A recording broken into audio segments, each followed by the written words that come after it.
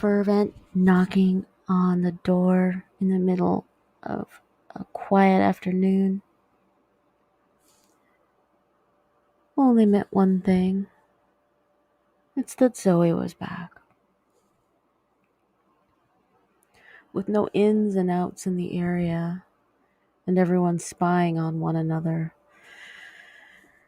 The neighborhood was so low crime. They knew there was no danger involved that had to do with physicality, anyhow.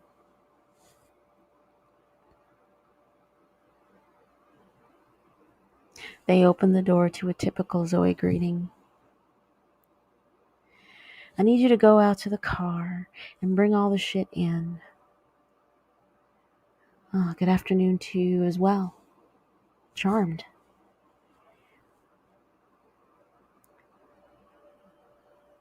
I'm not here for your sarcasm. I'm here to take care of some stuff.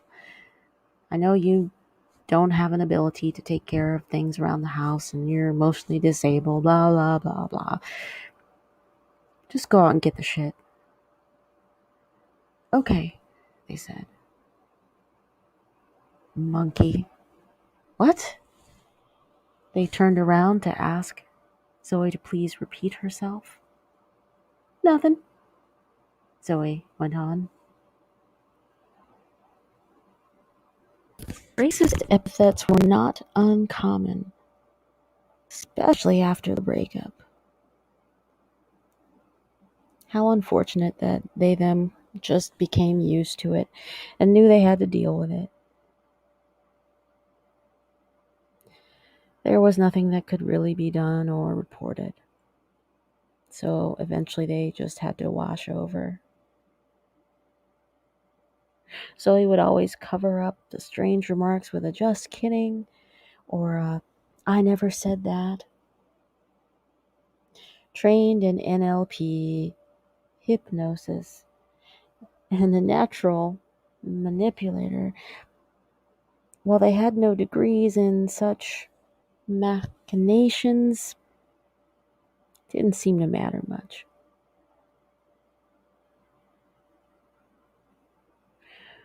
Practice made all the difference. Compartmentalization is a strange thing.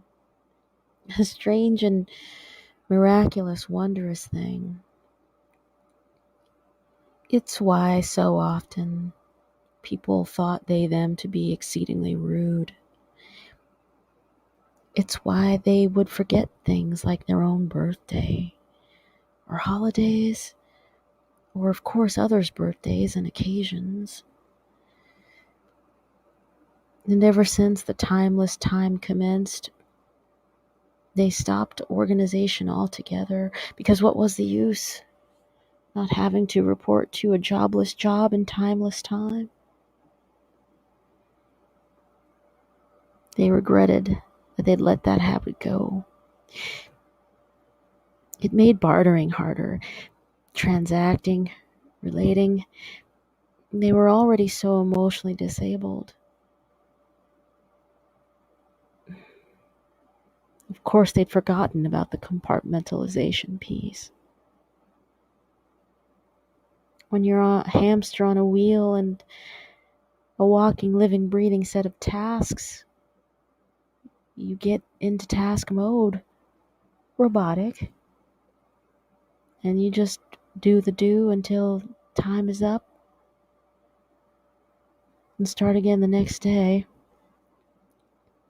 Compartmentalization is what made remarks like that fly over and into some tunnel that manifested in, well, this emotional disability, they thought to themselves. Shadows and lines, strange shapes and traps. Stun the host until they do your bidding from exhaustion, though they'd protested 1,000 times. Snag 'em at 1,001. Once they got to the business of helping and bringing in the boxes, they were able to calm down a bit.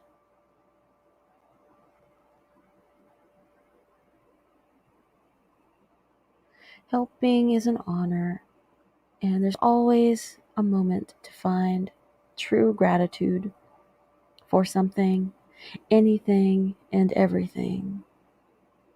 And appreciation appreciates.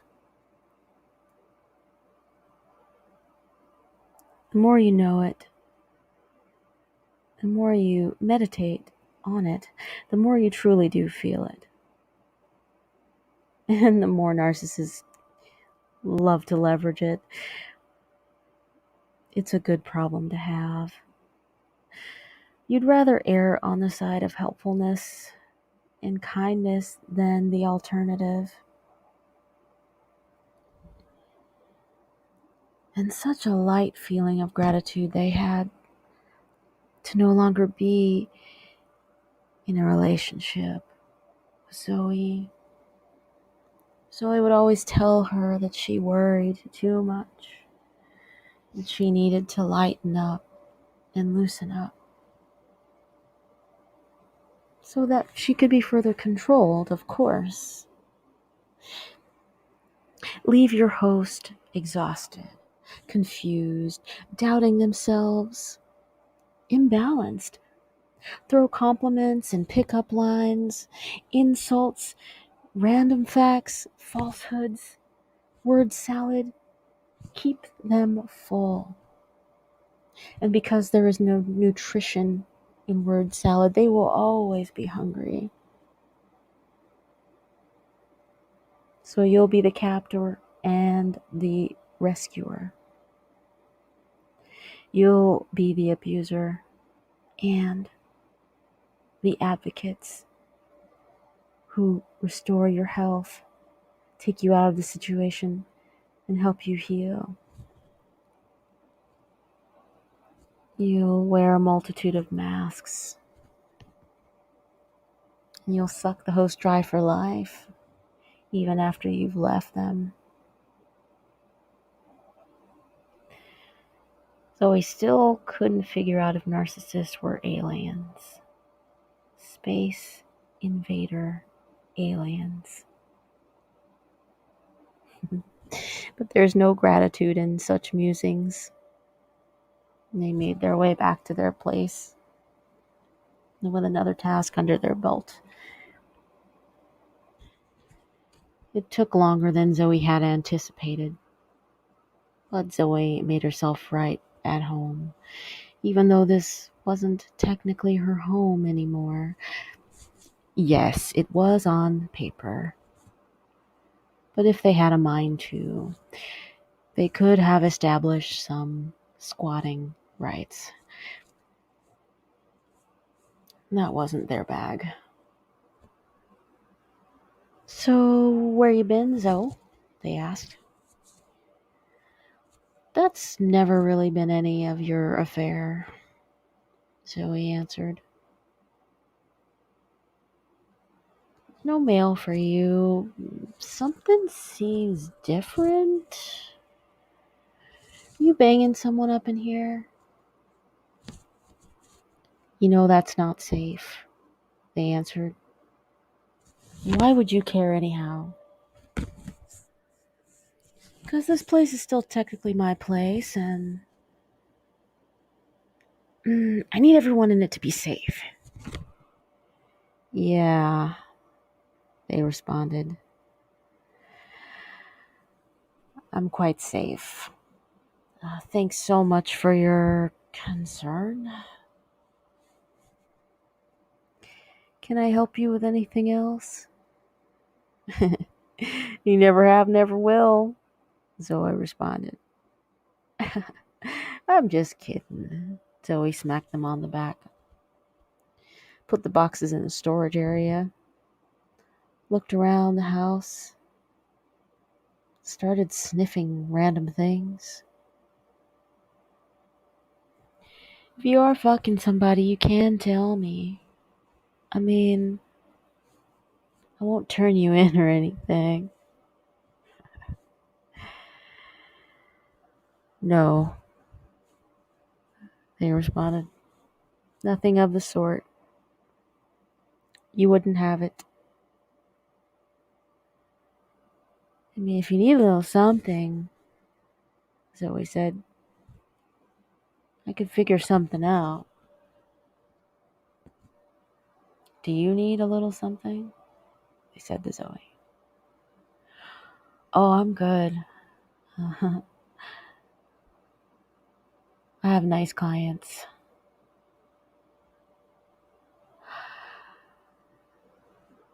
All right, well, it's been nice chatting. You've got to get to what? Zoe asked. You aren't working. You're literally here at my disposal all day. Yes, they remembered. That accounts for the random fire drills with no emergencies of any kind at random hours in the day. Can a person simply be at peace? What is it in the human soul that begs to interrupt peaceful moments or sleep? Strange kind of power trip, that one. Pulling you out of one consciousness into another one by force of will, making select noises. And for what?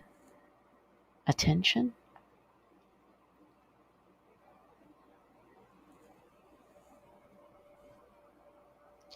Zoe, they asserted, because of my emotional disability, you're not allowed to inflict emotional labor pains upon me, and I'm only allowed to do a certain amount of physical labor for you. I don't want to report you either, but is there anything else that I can help you with today? Matter of fact, Zoe said, saw your buddy Tyrone the other day. Thought that might be of some sort of interest to you, since he is your bestie and everything. Yes, they thought. Or another relationship that Zoe almost ruined. How did you bump into him? They asked. Well, I'm on the socials. You know, I have time and resources to be on the socials. They're so expensive and all. Sorry that your membership lapsed, but I can catch you up on people, on your buds and stuff like that. But anyway, so yeah, apparently Tyrone needs a little help. He's staying with family, and he wasn't allowed to come back into town when he went on a routine check-in visit with them. It appears there might be a little kidnapping situation of some sort. Asked the hologram on the social for proof of life. They couldn't provide it um, because they said I wouldn't be able to verify any of the artifacts. So guess you might have to drop on by and help me negotiate with these fucking assholes, eh?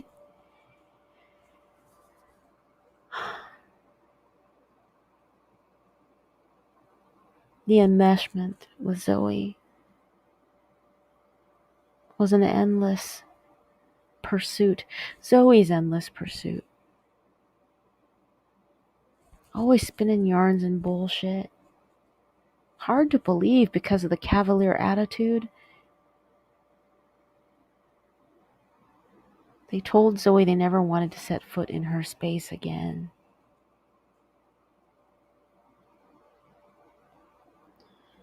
Tyrone is so self-sufficient.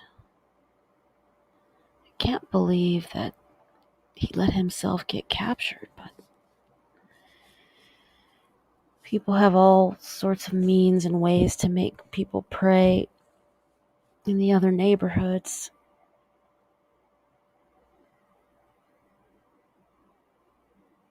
Can't just leave him out there If there's a chance I can get him back in here where it's safer, take a risk and believe a liar.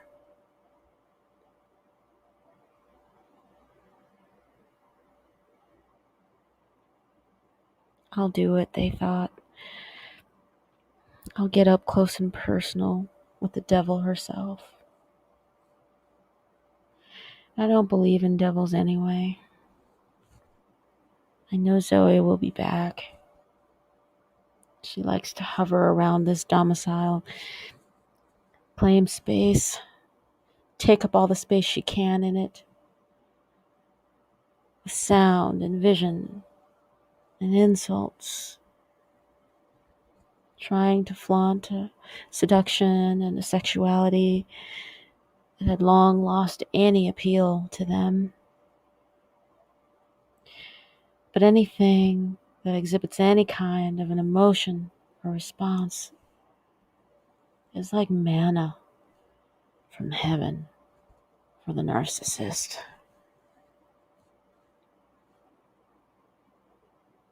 Gaia, help her, she's like a pig in slop, siphoning off any bit of blood I may have left in my body, spirit, soul.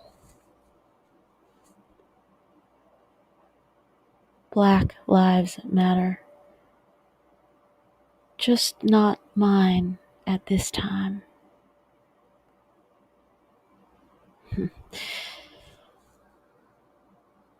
Anyway, my black life matters to me.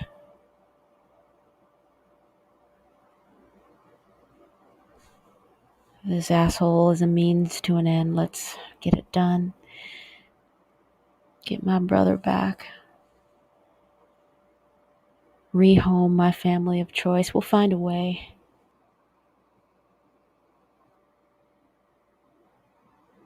They told Zoe they never wanted to set foot in her space again.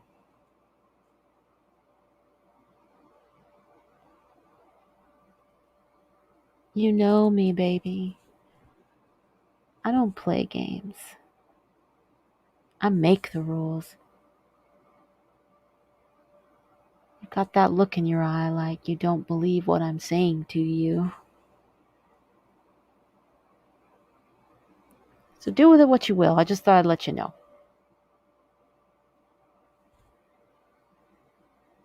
Zoe left.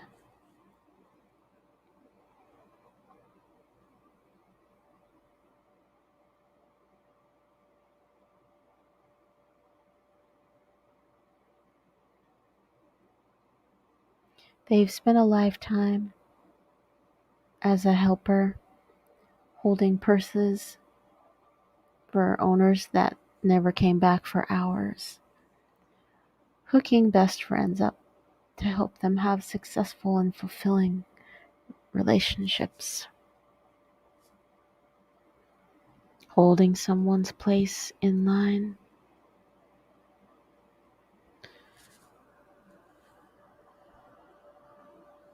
They were hoping for a turn, a bit of peace and normalcy, a family of choice.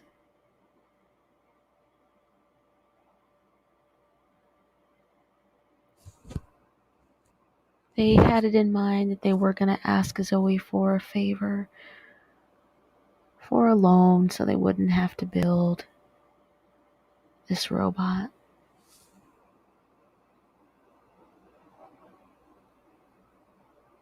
Gaia must have set some other things in motion. They loved Lenny's face and everything it meant to them. If there was just a way to convince her to, just on paper, just connect for a little while, they could spend the rest of their life looking at Lenny smile in one way or another.